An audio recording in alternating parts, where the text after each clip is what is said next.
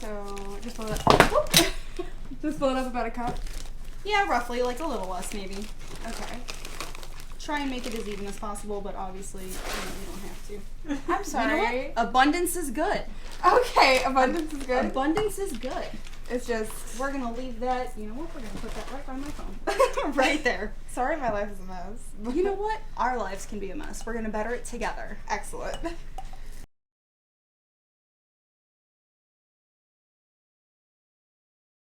The religion of Wicca and the practices of witchcraft have been around for centuries, but the practice has often been shrouded in mystery, and more often than not, demonized and persecuted.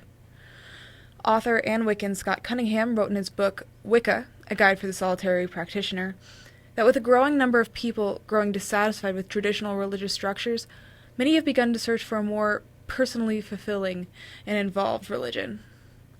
Wicca is one of those. Wicca is more of like a nature-based religion, where it's like the Mother Earth is above all else. You know, like I will constantly just go outside, sit on my deck with like a hot cup of tea, and just listen. Kirsten Fischer is one such person. Though not originally particularly religious before discovering Wicca and witchcraft, she felt drawn to it from a young age watching shows such as Practical Magic. That, like, seeing what they went through, you know, with people being like, oh, witch, you're a bitch. It's like, sorry, can I cuss? Sure, go ahead. Oh my god, I'm so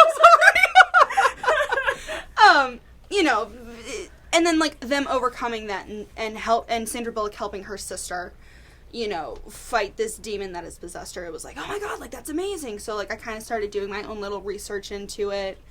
Though she started doing some research before, she began to research the religion and practices a little more her junior year of high school, and became more interested, finally becoming fully invested in the religion about a year ago. Everything, like, a little bit here and there. It's like, hey, Mom, can we get some sage? And I try to burn sage, and my mom would burst in, are you smoking marijuana? Or, you know, I was young. My parents were still together, and then after the divorce, I was kind of like, all right, I'm going to read more into it. I'm going to, you know, see what they've got going on, see if it's really still as interesting, which it was, you know, back then. As explained earlier, much of the religion deals with nature and being outdoors. Most magic deals in the 5 elements of nature: earth, wind, fire, spirit, and water, represented in the Wiccan pentagram. Of course, some are drawn to certain elements more than others.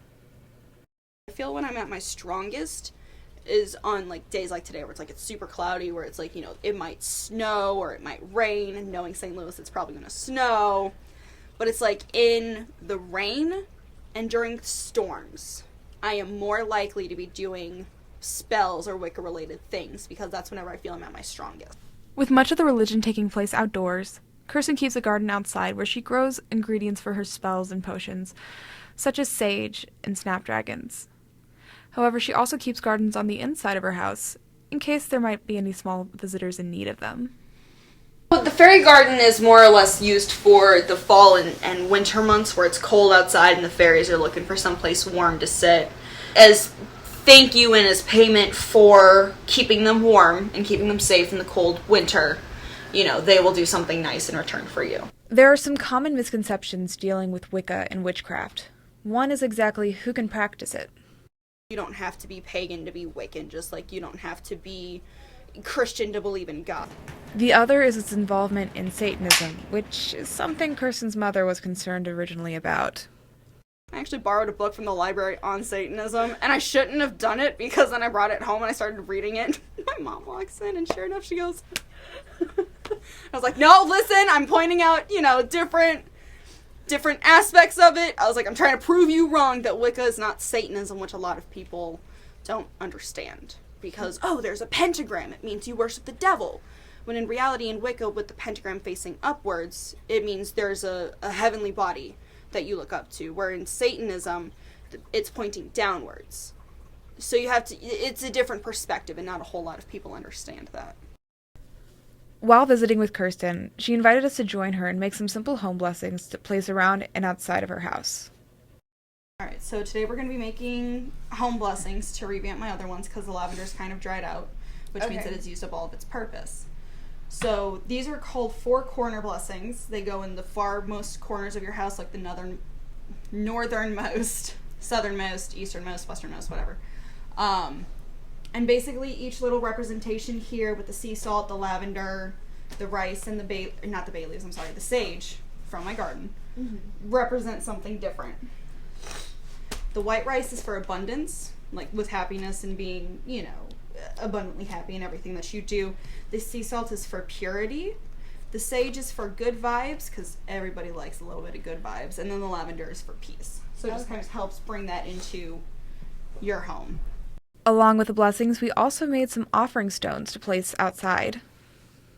It says, when taking something from nature, such as herbs, it is nice to give something back. You can leave these lovely air-dry stones in places such as the forest as a way to say thank you.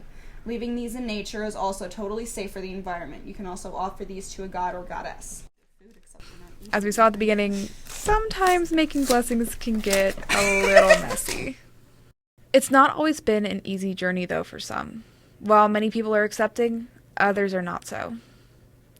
Kirsten's boyfriend Tommy has always been very accepting of Kirsten as she began to practice. It seems to be way more reasonable than what other people kind of go like, oh, you pray to a god and you just, that's it. Dance but this is just kind of like, animals. You do kind of do a little bit of praying and you got your own little thing, but then there's a lot of the medicinal kind of stuff that can go with it. It's also not something she tries to push. Others close to Kirsten have not been so accepting. My grandparents didn't fully understand it, and they almost disowned me, because they associated the pentagram facing upward with Satanism, where the pentagram is facing downward, and they are devout Methodists. And it was just one of those, like, every time I tried speaking to them, they would politely, you know, be like, yes, you know. For a while, though, I didn't really speak to them. It wasn't until later where my mom had my back, where she was just like, listen, she goes, it's a nature-based religion. It's a very safe religion. As she continues to practice, Kirsten strives to be a better person than she once was. You know, like, I'll say prayers, quote unquote, but like there's spells where it's like, you know, help me be a better person to, you know, tomorrow than I was today. You know, I've got Tommy in on it. A couple times he does it. I know most of the time he doesn't, because he's a boy and he doesn't quite understand it. But, you know, I'm just trying to be better today than I was yesterday. As she continues to learn and grow in her religion, she is learning to embrace herself and who she is becoming.